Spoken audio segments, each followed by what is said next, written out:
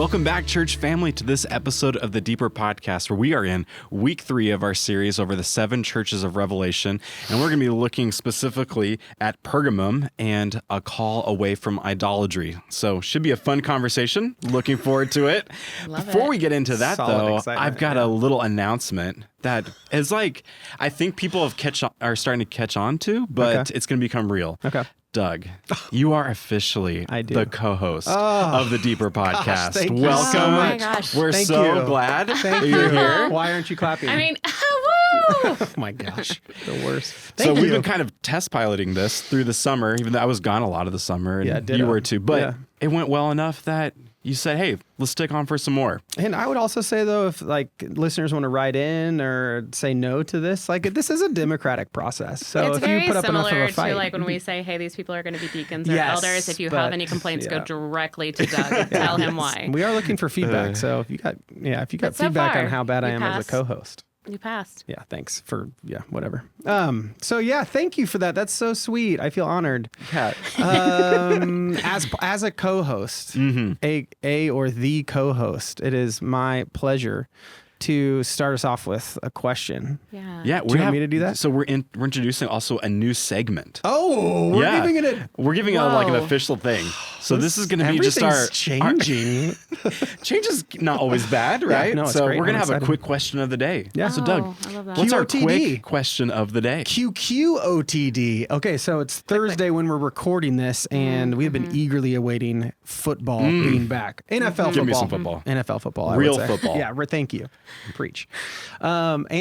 So Chiefs football starts tonight against the Ravens. Obviously, they're going to three-peat. Obviously, they're going to win tonight by 25. But question for us today, give me a favorite Chiefs memory that you have. I mean, we all grew up here, and I believe we all grew up cheering for the Chiefs. So we have a lot of years to pull from. What's a favorite? Well, I can start by first just saying we still want to give love to our Royals beat Minnesota where the series matters. Let's take this. Ooh, it does, yeah. Love you, Mike Sweeney. But for the Chiefs, here are my greatest moments. Middle school. I went to school with Nate Hackett. His dad, of course, was the offensive coach for the Chiefs. So I'm up at the office, and our secretary said, could you show our 2 visitors down to so-and-so's classroom? And I'm like, yes, I can. It was them. Oh, this like old quarterback that used to play for Denver and then came and played for the Chiefs. Serious? Yeah. So I got to like escort him, and then I can't remember what the wide receiver that was with him, but they were coming down to talk too. Oh, like do like a cool presentation or like a because when you're Nate Hackett, you can have those people come into your class. So awesome. So that was cool. 8th grade. Then in high school, where we got a new Sonic in Stanley, Kansas, which is Overland Park, but it's Blue Valley World. So we're sitting there, and this car pulls up, and we're talking to these 2 guys, and I was like, are you Greg Hill, who also played for the Chiefs? And he was like, Greg Hill. He was a running back for the Chiefs back in the day. I'm pretty sure a running back. But I was like, you guys are about to go to Monterey to play like a preseason game like they did in Monterey. And I was like, we just got back from a missions trip there. So we're talking to Lake Dawson and Greg Hill about Monterey. Okay, who's Lake Dawson? Len Dawson's kid? I was going to say, I know Len Dawson. Different skin color. But okay. But he also played for the Chiefs. But that was my 2 things, like 8th grade getting to escort. Oh, those are much more unique, funky stories than I had. Growing we should up, start with you, Doug. Yeah, boring. Start Build boring up and to get it, better. Growing up as a Chiefs fan was painful at times, right? Yeah, I remember on the playground after Lynn Elliott missed the field goals in the playoffs, like we all were just. What year was that? I don't remember this. I don't remember Were you either. alive? I'm not good with years. I was alive. I just don't remember. Anyway, that was a rough stretch. But so my best Chiefs memories are from the last 5 years. Yeah. And That's been fun. I came back to Topeka in 2019. Great timing. Got to enjoy all the Super Bowls here. And something about my family that people who are close to us know is that we're yellers and talkers during games. And so during the regular season, we'll have some watch parties and we'll watch at friends' houses or maybe Buffalo Wild Wings or Jefferson's or something like that. But when playoffs start and the games matter, the brothers and the families go over to dad and mom's house. We shut the doors. We don't let anybody else in. and we go crazy. And so the Super Bowls, so this is the tradition. The Super Bowls, like mom makes this big feast. We go over there and none of us eat for the entire game because we're so nervous, right? And then we've won 3 out of the 4 Super Bowls or whatever. So then it's like a feast after it's over, but Wow. we're So screaming you're and jumping and running during around the game, and then Yeah. And actually, in light of what we're going to talk about with idolatry here coming up soon, it's like I maybe Setting take it this way more seriously than I take some other stuff in my life that I should. But those have been really sweet memories. And now that we have a bunch of kids involved, it's like running around, jumping around, celebrating Training with the kids. them how to yell Yeah, and- training them how to yell at the refs and all that stuff. Perfect. Nice. Okay, so Discipleship, my even. my favorite story is when they were in their first Super Bowl recent. Okay. Yeah. And I was in India. And when I was in India, it's man. a 12-and-a-half-hour difference. The half hour is weird. India just has a half-hour deal. And their whole country is one time zone. But so kickoff was 5 a.m. there. So I'm awake in my hotel room watching on my phone. But you can't watch the game if you're not in America, right? Because of like rules, all this stuff. So I had to put my VPN to Chicago to trick my phone to think that I was in America to be able to watch the game on my phone. I was with Bob Stoller, and he knows all this like tech stuff. So we were finally able to watch the game on our phone, 5 a.m. in India. And then by 6 or 7, everyone starts heading down to breakfast. So then Bob Stoller and I are in the eating breakfast, like watching our phone and like freaking out and stuff. And everyone from India, they don't care about the game. And then the rest of the group we were with is from Alabama because they were with Lifeline. Okay. So they don't really care either. They're all about Alabama college football and football, everything. yeah. But we ended up winning, and it was awesome to be able to What cheer a for the Chiefs and the crazy, Super Bowl experience. halfway or all the way around the world. I did not know that you couldn't watch the Super Bowl outside of the U.S. That there's like there may be like rights. smarter ways to like figure it out. The only thing I could figure out how to do without it saying you're out of the yeah. area or something is to get a VPN and have it think you're in Chicago. I love that you just admitted to like lying to the feds, like on the You can podcast. technically put That's your great. like VPN. Right? It's supposed to like confuse things. So yeah. Okay, I love it. That is a great memory. Yeah. That's cool. Okay. So speaking of Go football Chiefs. and idolatry, and hopefully the Chiefs are going to win. Yeah. They even if they lose, it'll be okay. Yeah. We lost Yeah, Detroit it's like last having year. and a picked fourth it up. preseason game because we did so well in all those. Yeah, exactly. Okay, but we're in Revelation chapter 2, verses 12 through 17, and we're talking about the call away from idolatry. And next week, we're going to be talking about Thyatira, and there is a commonality between Pergamum and that church and that sexual integrity and an issue there. So Joe's going to be talking about that next week. So this week, we're just going to zone in on the topic of idolatry. And I'll just give this little reminder to people. Really, the Deeper podcast is intended for us to have a conversation about the sermon. And so Joe's going to map out a lot of great history about Pergamum and talking about all kinds of different Greek gods and that type of thing. So if you haven't watched or listened to the message, make sure you do that because it's going to give you a lot of great context for the conversation that we're going to have. So here's our first question we're going to jump in. So if the whole thing is about a call away from idolatry, let's just set the stage for what is idolatry? And then let's start to bridge that gap between what idolatry looked like for first century Pergamum, and then how do we normalize idolatry in our own life today? So who wants to set the stage? Like when you think about idolatry, what is idolatry?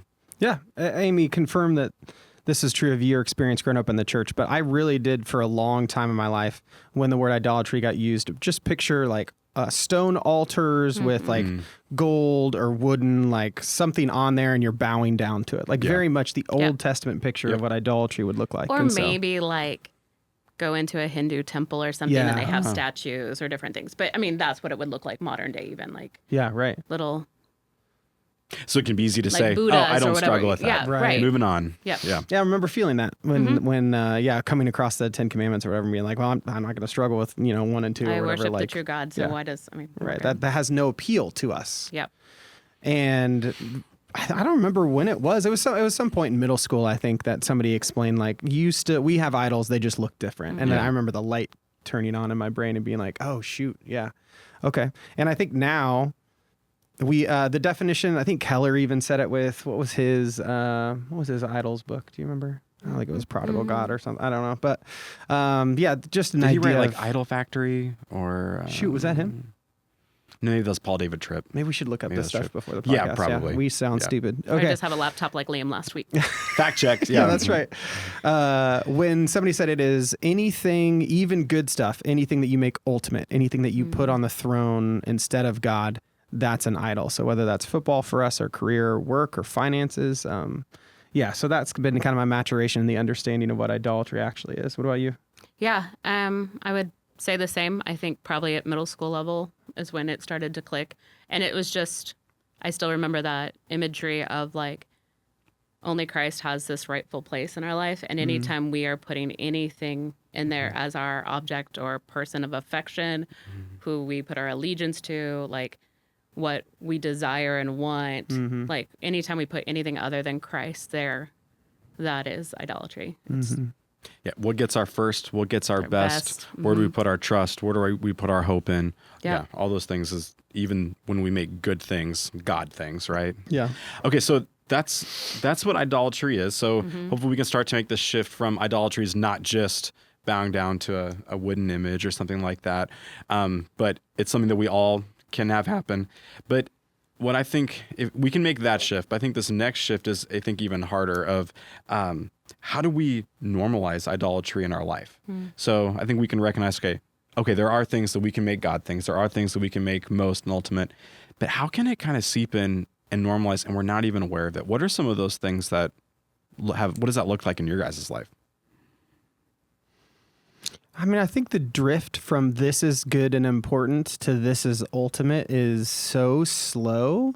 Like it's the slow leak. My seminary professor used to say, like moral failure is never a blowout. It's always a slow leak. Like when you're talking about tires. Same thing for idolatry. Like when I think about the reason I would get into, let's say, like coaching my son's basketball team, for instance, like I want to, be around my kid, like hopefully impart some good character traits that you can teach in the game of basketball to these kids. And so I would begin to do that. Now, at the point at which I begin waking up in the morning thinking about like, okay, what can I teach the kids? Or when I, let's say, get super competitive in a game and then I let the outcome of a game determine my mood, attitude, and the way I relate to other people, like that drift between this is a good thing to like, okay, this is actually controlling my life in unhealthy ways. And I think the drift is so common for people that it is normalized because when you, let's say you feel a conviction about this and you express it to somebody else, so many times across the table, the person will look back and say, like, don't worry about it. That's tough for everybody. Like everybody struggles with that. Like, so I think it's just kind of an accepted, maybe almost an accepted thing to like turn good things into idols. I don't know if I'm hitting it. Yeah. there. I would say the whole slow, like you just suddenly realize how much it's occupying your thoughts, your mind, your different things. And like when I was teaching, I remember I'd like come home and I was with middle schoolers all day. I didn't want to be around people. I wanted space. And so like I could sit and just grade papers and watch TV shows and just allow my mind to be shut off and not like just be zoned in. But then when I would laugh about, I would be in the middle of the day teaching or something. I'm like, I wonder, like I watched a lot of crime shows and I'd be like, start wondering like, do you think you could get away with murder if you, and I'm like, what am I thinking about murder right now? Or like you're into some sitcom or something and you're thinking, I wonder if those two characters, and I'm like, no, like, why are these my random thoughts? Like, why is it so much easier for me to think about meaningless TV shows or whatever than like my mind is not just like, oh, wow, Lord, like, you have put these students in my life right here. How can I be Christ to them right now? How can that kid looks like he's really struggling. How can I love him better? So I think I was really convicted that how I was spending my evening was impacting the overflow of the next day. Even if I had my Jesus time in the morning, I was like, I want to be focused on things that are going to bring my mind back to the right things, the reason I'm even here on this planet, why I do what I do. And it was silly, but like, I really had to cut out TV for a while because I was like, this is weird how much it just occupies my mind. Yeah, a couple of things that Joe talks about a lot is our callings, right? And so I think a way that we can just say, hey, is this lining up with the order of callings in my life can be a good gauge of, is this becoming a God thing? So our number one calling is a child of God. Yep. Second if you're married, you're I'm a husband to my wife, Paige. Third, father to my kids. And then fourth is kind of everything after that. And so, if we're spending time with our kids and coaching them, like that's good. But if we're doing that at the expense of not helping navigate them in their calling as a child of God, or even my own self as a child of God, then that's when it can start getting out of balance. I mean, another audit that you can do is you can look at literally your credit card statement. Where is your money going? You can look at your calendar and, okay, what are the things that I'm spending my time that is not already accounted for? What are maybe some things that, I didn't realize that this much time was getting seeped into sports or fantasy football or vacation or whatever it might be, and just start saying, okay, God, like what would it look like to reorient some of this stuff, or maybe redeem some of this stuff, or shift how we're spending our money, or some of those types of things, because this is never going to be something that it's just solved. Yeah. Right. Like, okay, I'm in a season, I've got this figured out, we're good to go. And so I don't want us, as we look at this, to have guilt and shame of like, I'm falling short again, and I'm never going to ever meet a mark. This is just going to be a constant journey of continuing to to surrender and to become like Jesus every single day. Absolutely. It's going to be an every single day evaluation that we're all part of. That's a good, really helpful corrective there on that. Like, give you some hope in the midst of like conviction. What are those, when you talk about correctives? Because that makes me picture, instead of like I'm on this path and I'll never sway from it, it makes me picture like, bouncing back and forth and trying to stay in the middle, Absolutely. right? From like extremes on either end. So you mentioned looking at your bank statement. That's like a helpful, what are diagnostics that we can use to determine whether or not we're off the path or we're struggling with it? So when we talked about time, so do you have a diagnostic that either of you use for time to look back on a week and be like, oh, dang, like I actually spent 4 hours like looking at my fantasy football trades and like I spent 30 minutes in the Bible. Like, do you do something that like forces you to sit down and diagnose how you spend your time? So, I mean, with analytics and stuff on your phone, you literally can get, here's how much time you spent on different things. So if you're a person that wants to do that, it is available to you. For me, it's as simple as checking in with my wife. She's a good gauge of, if I'm in a week or maybe a season where I'm feeling overwhelmed and I'm wanting to come home and kind of do the minimum and then check out, whether that's sports, watching a game, watching a show, listening to audiobook or something, and I'm either not serving her or just emotionally checking out, like she knows and she can call me on that, and vice versa. So like this last season that we've been in through the summer, and I've talked about it, it was more of a season where we had deficit. And for us, when we're in deficit, it can be easy to go to wanting to control things, because it can feel like there's a lot of things that are outside of our control. When's our house is going to sell? How much is it going to sell for? What school is Judah going to get into? What's his, plan going to look like? When there's so much out of control, it can be like, okay, we're going to control, food. We're going to control how I'm going to be able to make sure I can have some fun at night and check out and watch a show. Like it can move to some of those things. And so just asking Paige, like, hey, how do you feel like we're doing with our money, with our time? Are we being relationally connected? Like, are you hearing like me share what I'm learning from God's word? Are you hearing me just kind of wanting to disconnect? And then I find myself, as we're entering into a season now where we can just feel like we're starting to get into a place with some more margin and some sweetness. Now, I think the things of idolatry can easily shift. And so this is where it goes back to like, I can look back on a season and be like, oh man, I learned and I grew and I, changed things. And then now I'm in a different season and oh my goodness, I still haven't, there's a whole bunch of new things that's popping up in my life. Am I ever going to be able to finally get there and kind of arrive? And the answer is no, it's never going to happen. And so now that we feel like we're having more margin, like our house payment's a little less, we're starting to have a little more time. Judah's going back. It's like, oh, here's these projects in our house that we'd like to do. Or, hey, maybe here's some new hobbies that we want to get into. Or here's some vacations we want to do. None of those things are bad. But if our primary focus in the season, when we feel like, oh, we got a little more back, is to now just focus on ourselves and the upgrade, that's not what the season is about. If you were talking to somebody else in the same situation, you'd say the proper response when you enter into a new season of surplus is God, we have this time. How would you want us to use it, basically? We're stewards, right? Yeah. God has entrusted us with our time, our giftings, our resources, all the different stuff. So if I feel like I have more margin, that isn't just money, time, whatever. That doesn't mean, oh, great, how can I spend it now on myself? Okay, God, it's a new season of surrender. It's going to look different.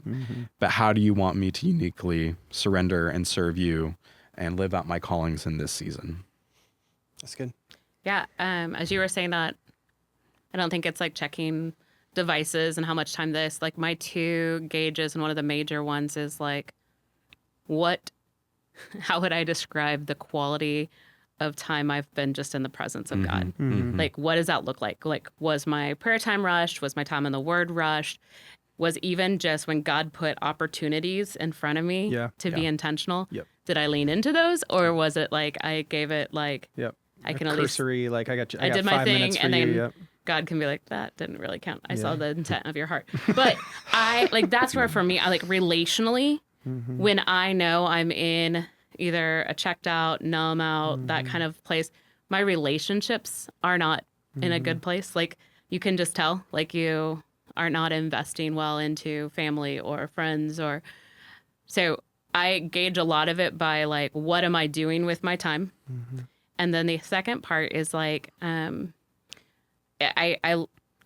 tend to, at the end of the day, look at what were my conversations like?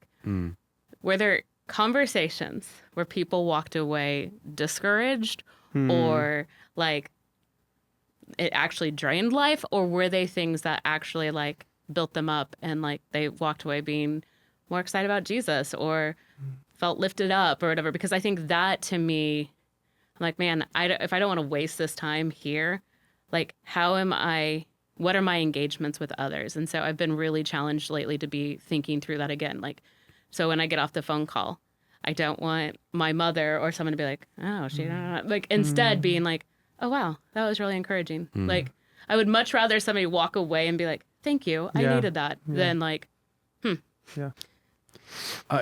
When I gave some examples about myself, I didn't do a great job of kind of syncing it up with some of the gods and stuff that were in Pergamum.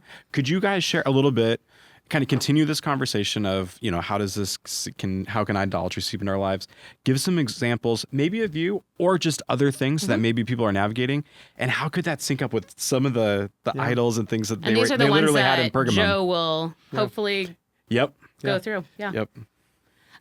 So in Pergamum, one of the temples that people would go to is the Temple of Trajan, who was one of the later emperors, one of the 5 good Roman emperors.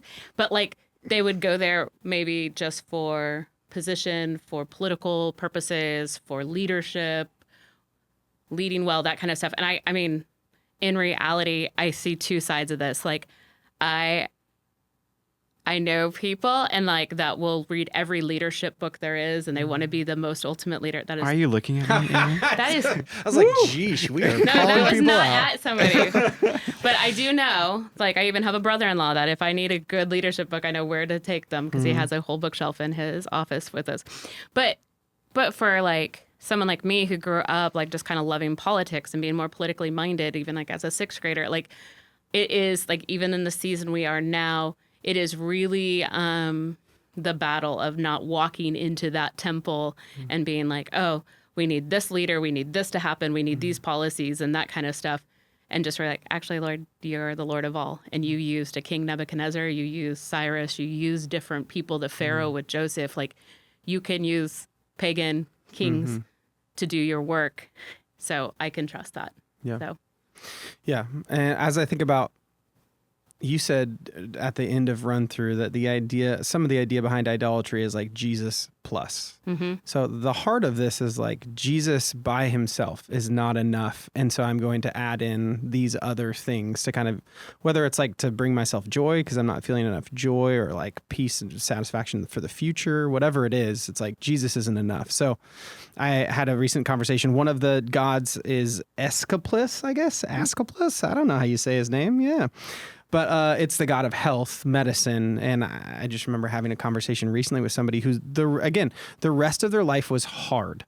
right? So they're in a position of deficit. And in order to feel like they have some sense of control, to feel attractive to other people, if maybe their spouse isn't making them feel attractive, or a general sense of self-worth, right? They turn to health, to extreme workouts, to dedicating so much time and focus and energy on that they are letting the other God-given responsibilities in their lives maybe go to the wayside. And so I saw that recently. I would just say that that's not a temptation for me. I've never, as my wife will tell you, I've never really turned to health as a Jesus plus. The one closer for me is the Dionysus one, which is the god of wine and fun and partying. That's much more my style. Like whether I'm going through something hard and I don't feel like I can sit in it with the Lord. So I turn to like, man, how do I distract myself with another golf outing or pickleball or hanging with friends or staying up late watching TV? Like I will just try to chase pleasure in small ways to distract from hard stuff. Or even when things are good and I'm like, Jesus is the deep, meaningful stuff. But right now I just want to have some fun. Like this sounds great. I'm going to go do this. And man, especially I can see it on vacations and stuff like that. Like I'm doing something fun and I'm like, yeah, I don't need to read my Bible for, I can just check in 5 minutes on my phone and then I'm going to go do this fun stuff all day. And like, I'm in a good place. So it's like deficit or surplus. I turn to the God of fun to like add joy to my life. And I think the underlying lie is Jesus is not enough. Like finding yourself in the middle of Jesus's will and doing everything in your life for him won't be fun enough. So you got to add all this other stuff in. Okay. So for me, the hardest part of this conversation, maybe that's not true, at least a hard part that I wrestle with is when does it shift from a good thing to a God thing? Yeah. So positive side of you and because you're self-aware of how that goes, you have been intentional of either including your family into things. Like you guys, I saw you at the family park this weekend. You guys played pickleball together. So you had fun, but you're being intentional as a family. Yeah. Or on golf stuff. You might, if there's a guy you're wanting to invest in or encourage, hey, why don't you go play golf with me? So you can have fun, but you're also being intentional along with it. So and how at do you... the end of those times, yes, it feels so much better. Golfing with an eternal purpose, right? Yeah. And coming home, or pickleball with the family and the sweet time together, knowing you're building into your kids and creating lasting memories. You come home and you're like, oh, that's what it's supposed to be like, right? Yeah. When I would play Halo for 12 hours a day in college or whatever. 1, 2, 3, Halo 20. 1, and then eventually 3 and Reach Halo and all that with stuff. an eternal purpose. Never at the end of that was I like, you know what, that was fun and it had a deeper purpose. It was always like, you wasted a day, dude. Like you wasted so much time. But anyway, there's a line there that I think if you are reflective, and not one of my strengths, you can look back at the end of a thing and be like, okay, that was fun, but with a deeper purpose of like fitting into what God's called me to do, or I just did that for myself because I'm selfish. Sorry. I don't know if did that answer kind of where you were headed with knowing the line between good? Because I was going to ask there is gray in it. And I mean, I think a lot of people like more of the black and white. And so within this, I guess I think we just also have to recognize there is some gray, and this is where it takes time to really seek the Lord and discern, okay, God, show me where there is a way that I'm off and I have idolatry in my life. And so just how the journey is going to go. Because we were talking diagnostics earlier. You talked about Paige. You talked about your kind of looking at your relationships, conversations throughout the day. The other thing that I feel like idolatry triggers in me is this idea that it's a lot of the heart. Like when you hear God talking in the Old Testament about being upset with Israel and idolatry, I mean, he uses very strong figurative language about them being whores and going after other gods. And there seems to be this love emotion piece to idolatry. And so some of the easy diagnostics are look at your bank account, look at the way you spent your time. But like, there's also that sense of like, look at what made you super happy and super mad throughout the week. So that's good. Did your team losing tick you off for a whole day and you mistreated people? Your heart is showing you that it's in the wrong place, right? Did you get the most joy out of stopping and helping that person? Yeah, that's because there's an eternal weight behind that you're not going to get from all these other temporary things. So that heart piece is a good diagnostic for me, especially if I can find myself getting angry. It's okay. Why do you care about this, dude? I think that's what we have to go back to is the why behind things. Like if the reason why I am on X, formerly known as Twitter, as if I am wonder just how many years it's going to be before we have to stop adding the formerly known as Is Twitter. it still Twitter.com? no. Is it? Oh, I don't. Did they change don't that know. too? I For do a long remember time for a it while was, it was yeah. Twitter.com. I just have the Twitter.com. app, so I don't have to know. Yeah, I don't but either. like Anyway, when sorry. I am just scrolling through reading articles or comments or things that actually make me feel better about an outcome of an election or, oh yeah, I agree. Like I get the things Once that they get their affirm me. algorithm right for Yeah. you to get you what you want. Sometimes they show me things. I'm like, oh, you fire me up. Okay. But yes, they will. But like, as I am doing that, I'm like, oh, this is great. This is good. I'm like, what eternal value is in this? Like, I think that is one of my questions all the time because it's like, you know, last night sat around with my sisters and my niece and we just had fun conversation. The eternal value is we were getting to hang out with our niece who is 18, freshman in college and just processing life, but then also just having that intentional time. Great. There was purpose in that. And does every conversation have to be, Right. what did you learn in the word today? Yeah. No, but what's sweet about it is when you just are intentional in that time. I will be watching a Chiefs game later with a good friend. I know that throughout that time, we will talk about random stuff, but then we will also have cool, like God moments too and conversations because it's just kind of training yourself to use every moment Yeah, nice. for the better things. Every moment. I like that. Okay, so let's start to flip this conversation to the positive side of it. This concept of being a faithful witness. So in this passage, there's a guy named Antipas that it gets brought up as the positive example of being a faithful witness. So on one side, the question is, how does idolatry, the things we've been talking about, get in the way of being a faithful witness? But also, how can we, as we are called away from this and we're saying Jesus is enough, what could that look like for us to then engage and be a faithful witness, be intentional in the things that we've been talking about? Well, one of the first things you talked about was like misordering like our purpose or like who we are here for, like our calling. And as followers of Christ, we're here to know God and then to make him known. Like that's what first and foremost why we're here. And so if we want to be faithful, and we talked about this last week, but like when we get to the end of our time and we're standing before Christ, like we want to know we've finished well, we've used our time well. So one of the things for me with like idolatry, really, it's compromise. Like I'm blending in with the culture around me and I'm not being set apart. I don't look different than anybody else. So how am I being a witness? How am I actually helping others be like, that's what Jesus looks like. I want a piece of that. Like I want in that. And so, was that a weird way to say it? It was, but let's Okay, keep going. we'll just move on. I'm glad you noticed it. I watched your face and went, we'll reword it next time. But like we want like that's our heart. Like ultimately, if we're followers of Christ, we want people to see our lives and see there's something different. And then when I am just in the murk of just being part of the culture and the world, but my life doesn't look anything different than what everybody else has, why do they want Christ? Like when instead, like, wait, why does she have joy in this? Why does she care and shows kindness to people that don't deserve that? Or why, you know, whatever that is, if we actually are faithful like Antipas, like, I think there's a reason why he's being used as an example. Like, hey, look back. Are you being faithful like this guy? Or are you so blended in and caught up in your temporary kingdoms that you've lost sight of the big thing and their lives aren't being impacted by the gospel because of the way you live? Yeah, that's good. I think about how Antipas, we don't know much about his life, but how he must have lived in order to have been identified as a believer worthy of being killed. Like, we got to kill this guy, right? He's making that much of an impact for Christ.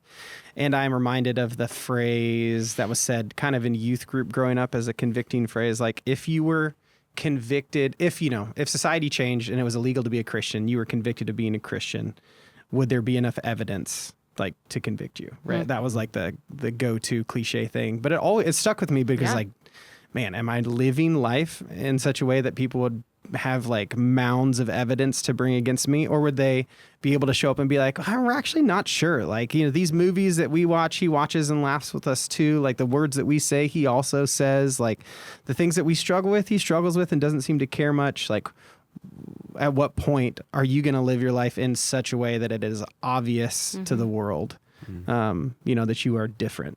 So it's like similar to that. I'm just picturing, man, I wonder what Antipas looked like, that he was like even mentioned in Revelation as being such a faithful guy. Yeah. Yeah, I think when we focus on idolatry at the expense of being a faithful witness, I mean, we're distracted, Yeah. right? It limits us, and we're just focused on the temporal and the here and now, versus being focused and having fulfillment in Christ and living for the eternal. Joe, as he finishes up his sermon, he's gonna talk about that eternal reward that we have from Christ. And so, as we are being this faithful witness, as a church, we're beginning to use this language of how are we just being intentional in our home? How are we being available to the world? And so, some of the different things that we're doing. Sometimes it may be changing stuff, and sometimes it just may be, hey, how am I just going to utilize this time, this event, this movie, like what family gathering, and how do I be intentional in this? How do I be that faithful witness in that space, or in my workplace, or in my school, or kind of wherever God has already placed me? How can I shift from having it be about me and me getting fulfilled and me focusing on my needs right now to how do I focus on other people and letting Jesus just shine through me and be seen by others? As you were even saying this, I always go back to Romans 6, and it just hit me one time just discussing with a girl I was meeting with is like, we are either going to be an instrument for the gospel or we're not. And like, I don't like that. I don't like the thought of like, actually my actions right now are being something the enemy can use. And so like last week, the enemy would love to discourage us because of circumstances and just because of their poverty and what they were walking through. And he couldn't shake them. But I think there's a lot of Christians, we talked about that in the world outside of the U.S., that are walking in that. He wants to discourage them because of what they're walking through and just the hardships and the things and the persecution and stuff. Here, it really is the distraction. And if I can get their minds on something else and I can get them fixed on like things that aren't going to be on their main goal and on Christ, but then also like why we're here is to make Christ known, like that's the win there. And so I'm like, man, if I'm not intentional in every moment, in every day, taking evaluation and being a good steward of the day that God's given me, like if we start our day being like, man, Lord, I really want to use this time wisely. We end it by being like, okay, here's some areas to grow. Help me tomorrow. Like, I think when we can be intentional to be like, I do want to be faithful in this day, because the more I practice that and the less I fall into compromise and idolatry, I'm going to grow in this because I know the end game where I want to end. And so like that to me, I'm like, I don't ever want my actions to be a win for the enemy. I want to be a win for the gospel. So have that John 3:30 prayer at the beginning of the day. God, as I go through my day, help you to become greater and help me to become less. tattoo it to your arm. Yeah, There you go. Actually, reminds me of something that you said last week in the podcast that really stuck with me. There are people. So I picture us. We pray for missionaries across the world who are being persecuted for their faith. Right, the antithesis of the world right now. We pray for them, man, to have like courage in the face of persecution and potential martyrdom. And then you said, man, there are people across the world praying for Christians in America, and what they're praying for us is to, man, stop being distracted, because like the enemy has a plan in every place in this world that he is the prince of. And so it's like, what's his battle against us? It's distraction and idolatry. And so for people in Africa, it might be persecution. For people in Africa, it blew my mind to think about, they're praying for me to not be distracted by the things of the world. First of all, I feel so gluttonous, just like, ugh, that's so sad compared to what they're going through, that I am distracted by this stuff. But it was a good wake-up call when you said that last week. It stuck with me all week. All right. Closing thoughts you guys have before we wrap up? Go Chiefs. See, now when you say it, it's like, oh man, like, oof, don't get too distracted with football season, people. Chiefs, go win this game for the glory of the Lord. That's called syncretism. Three. Yeah, that's when we Isn't 3 like a holy number? There Something, we go. you know. Yeah. No, I don't think I have any more additional thoughts other than this was I just remember being very convicted and run through, and I'm sure I'll continue to be convicted by this, but I'm grateful for you guys, real life examples, helping me see it more clearly in my own life. And just knowing that it's not, like you said, it's not a shame thing. It's not like, oh man, I messed We're up. on a journey. Like, that is sanctification. Choosing to deny the flesh, walk in the spirit. And it is as simple as just like breathing, like, okay, repent, walk in obedience, like trusting God. Like, we are going to every moment mess up. But that's the cool part, is we have a God that loves us so graciously, and a Spirit that's like, nope, here we go. I'm going to empower you to do the next thing. That's right. So, Amy, could you close us in prayer? love to. Oh, Lord, you know our hearts, and you know where we are. And God, it is our prayer and our heart to be obedient to you, to be people that have an eternal perspective, that are living in lives that just radiate affection and obedience to you, that are living for the calling that you have called us to walk in a manner worthy of the calling you've called us to. And God, we know that there are distractions all around us. And so even just today, as we walk away from this conversation, and for those who are listening, would you help us to take every thought captive? Would you help us to evaluate, am I living for the greater win? Am I living in such a way that I can finish faithfully? And so, God, help us in the little moments to practice leaning into you, leaning into your word, and walking in a way that brings you glory and honor. And God, I am excited about the conversations that will happen in homes and in cars and in living rooms as we gather together to process this, to process Joe's message, that it would be, we would become agents of change, and that we would be people who are set apart with our lives, and that a watching world would know you and experience your love and grace in a greater way because of how we live. So allow these not to be just words that stir our hearts, but that it would stir it into action. We love you, Lord. Amen. Amen. Doug, Amy, thanks again for being a part of this discussion. Just excited to have our official co-host. I know. Let me go put my crown on. All right. Well, church family, thanks so much for listening to this episode of the Deeper Podcast. We look forward to see you all next time.